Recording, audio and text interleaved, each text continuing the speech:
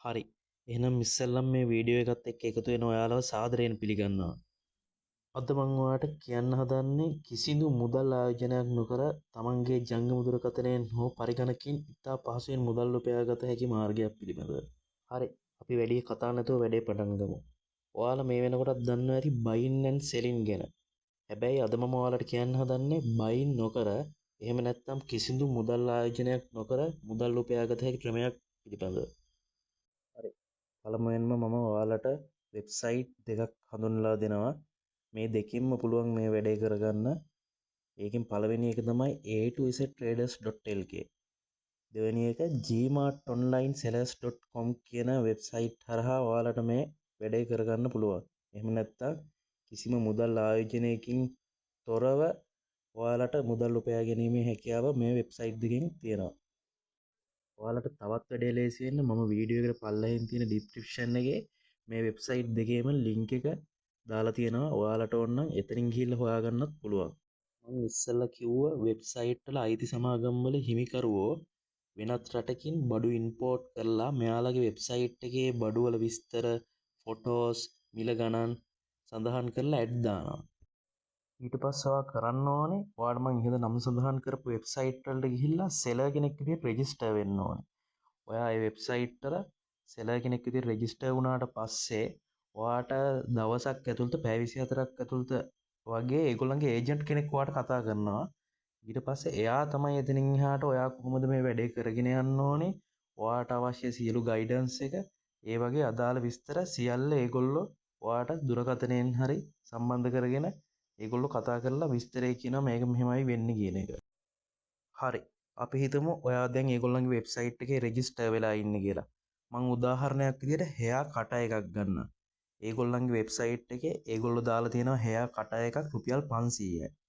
එතකොට ඔයාට මේක පුළුවන් ඒ හෙයා කට එකේ ෆොටෝස් විස්තර කොපි කරලා අරගෙන හෝ ඩවුන්ලෝඩ් කරලා අරගෙන ඒ විස්තර ඔයාගේ Facebook account එක හරහා, Facebook page එක හරහා, එහෙම නැත්නම් TikTok account එක හරහා, එහෙම නැත්නම් Facebook page එක හරහා ස්පොන්සර් ඇඩ් එකක් විදිහට රන් කරලා හරි ඔයාට මුදල් ලිපීමේ හැකියාව තියෙනවා.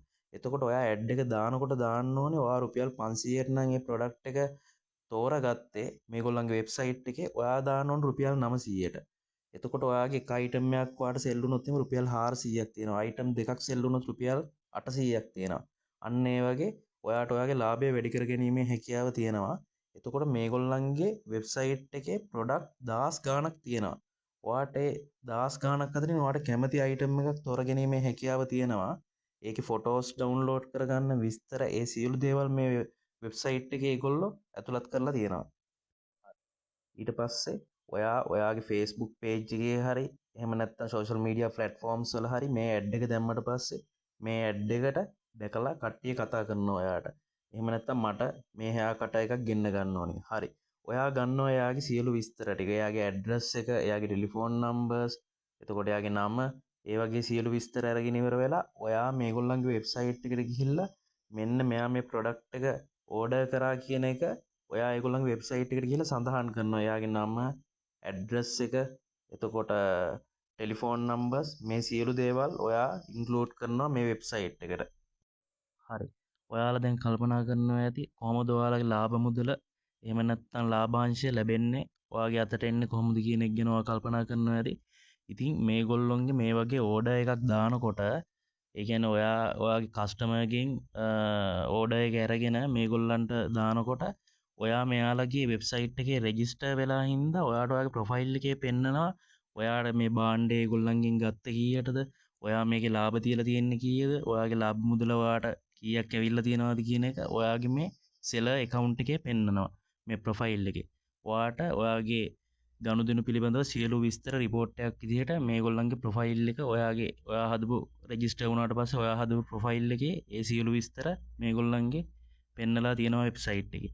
ඒකින් ඔයාට ඇනලයිස් කරගන්න පුළුවන් ඔයා විකුණන භාණ්ඩ ප්‍රමාණය, ඔයා කොච්චර බඩු විකුණලා තියෙනවද, ඔයාට කොච්චර ලාභ ඇවිල්ලා තියෙනවද කියලා ඒ සියලු දේ මේගොල්ලන්ගේ වෙබ්සයිට් එකකින් ඔයාට බලා ගන්න පුළුවන්.